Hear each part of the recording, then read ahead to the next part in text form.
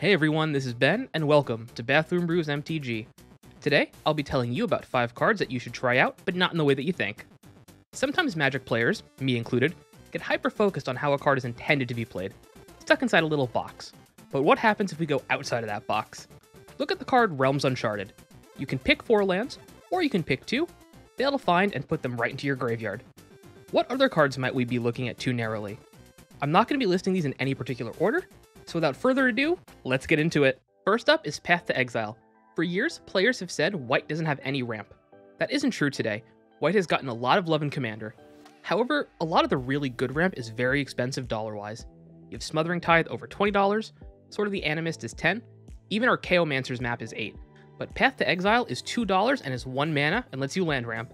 I'll never forget when I first had the thought to path my own creature. I was behind in a game and had a Boreas Charger out. So I pathed it, getting a land from its ability, well, multiple lands, and then getting a land from path, bringing me back into the game for a grand total of 4 mana. While I wouldn't go pathing important creatures, exiling a random token you control to ramp seems like great value all for 1 mana, especially if you're in 2 or 3 colors and without green and have ways of looping path. Next up is Swift Reconfiguration, another 1 mana white instant, no, kind of. This is actually a 1 mana white aura enchantment with flash that turns a creature or a vehicle into an artifact vehicle with crew 5 and loses all other card types. However, you don't lose abilities. This infamously combos with Devoted Druid, since the creature doesn't lose its abilities. But what if we use this as a protection spell instead?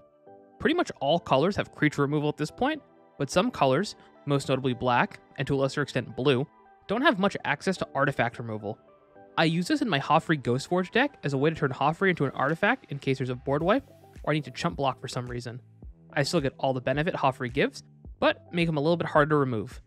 Try this out as a protection spell in your next game and let me know how it goes. Next up is something I learned from Modern. Thoughtseize is a card we don't really ever see play with in Commander. It's not great to only hit 1 of 3 opponents, unless you're in a very specific deck. However, Thoughtseize doesn't specifically target opponents, it just has player. So let's say you're playing a Reanimator deck, and you need to get a creature from your hand into the bin, and you don't have any discard outlets since most graveyard decks, well, are more mill-based. Why not Thoughtseize yourself and discard it? Yes, you do show the entire table of your hand, but I don't think most, if any, players will take the time to write down what's in your hand. Well, in casual pods anyways. Sure, you might reveal something that scares the table, so I would say wait to do this until you can reanimate that thing right away. Are there better ways to do this? Sure. But if you have a Thoughtseize laying around for some reason, try it out. This next card can be very complicated, so bear with me. But you know what isn't complicated? Hitting that like button and leaving a comment.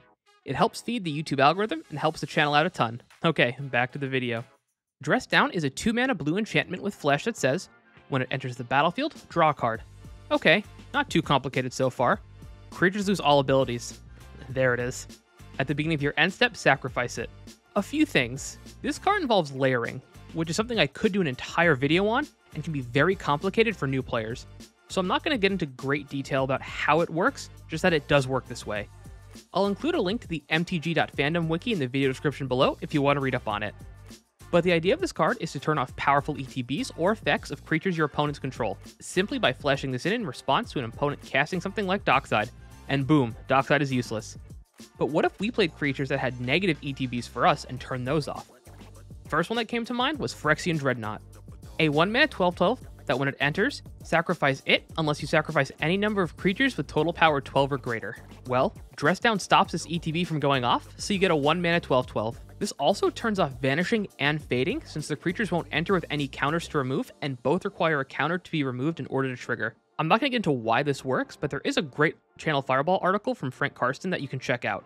I'll have a link to a bunch of creatures with negative ETBs you can turn off with this card in the video description below, and let me know in the comments what you'd combo with this. The final card is Stifle. Now what I'm going to talk about might be more popular than I think, so sorry if that's the case. But Stifle is a 1 mana blue instant that lets you counter target triggered or activated ability. Much like the card we just spoke about, why not counter negative triggers you control? Lotus Field is the one I've seen in 60 card formats, allowing you to counter the sacrifice trigger and ramp ahead a ton of mana.